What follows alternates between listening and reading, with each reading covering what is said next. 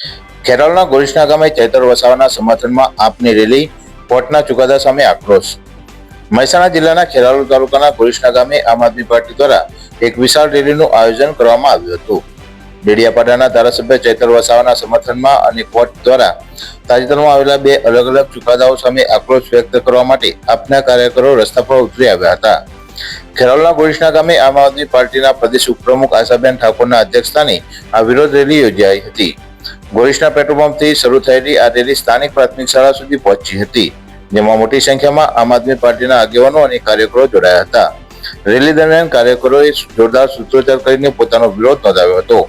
આમ આદમી પાર્ટીના આગેવાનોએ આક્ષેપ કર્યો હતો કે એક જ દિવસે આવેલા બે અલગ અલગ જજમેન્ટમાં ચૈતર વસાવાને સજા ફટકારવામાં આવી અને હાર્દિક પટેલને નિર્દોષ જાહેર કરાયા, જે બાબતને લઈને પક્ષના કાર્યકરોમાં ભારે આક્રોશ જોવા મળી રહ્યો છે. આ રેલીમાં ખેરાલુ આપના આગેવાન જીગરભાઈ બારોટ સહિત આસપાસના વિસ્તારના હોદ્દેદારો અને કાર્યકરો મોટી સંખ્યામાં હાજર રહ્યા હતા અને ચૈતર વસાવાને પૂરેપૂરું સમર્થન જાહેર કર્યું હતું. વધુમાં પ્રદેશ ઉપપ્રમુખ આશાબેન ઠાકોરે નિવેદન આપીને જણાવ્યું હતું કે આજે ખેરાલુ વિધાનસભાની ચૈતરભાઈ વસાવાને અમે સપોર્ટ માર્ચ કાઢી છે. અત્યારે ગોરિસના મુકામે અહીં ખૂબ જ મોટી સંખ્યામાં આમ આદમી પાર્ટીના કાર્યકર્તાઓ ઉપસ્થિત રહ્યા છે અને અમારી એક જ માંગ છે કે જે ચૈતરભાઈ વસાવા સાથે અન્યાય થઈ રહ્યો છે, તેમના પર ખોટા કેસ કરીને 7 વર્ષની સજા ફટકારવામાં આવી છે, તે ખરેખર દુઃખદ ઘટના છે. તેને અમે વખોડી કાઢીએ છીએ.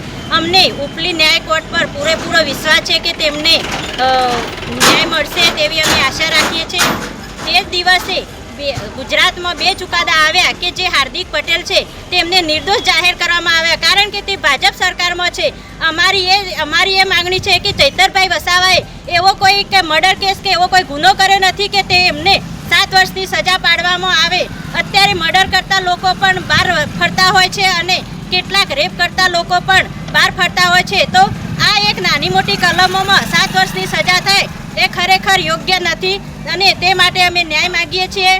ચૈતરભાઈ વસાવાએ હંમેશા માટે આદિવાસી સમાજ માટે લડ્યા છે, આદિવાસી સમાજના મસીહા છે. તેમના સાથે આખું ગુજરાત છે અને આમ આદમી પાર્ટીના કાર્યકર તરીકે અમે બધા ચૈતરભાઈ વસાવાની સાથે જ છીએ. અમને પૂરેપૂરો ન્યાયાલય પર વિશ્વાસ છે કે તેમને ન્યાય મળશે તેવી અમે આશા રાખીએ છીએ.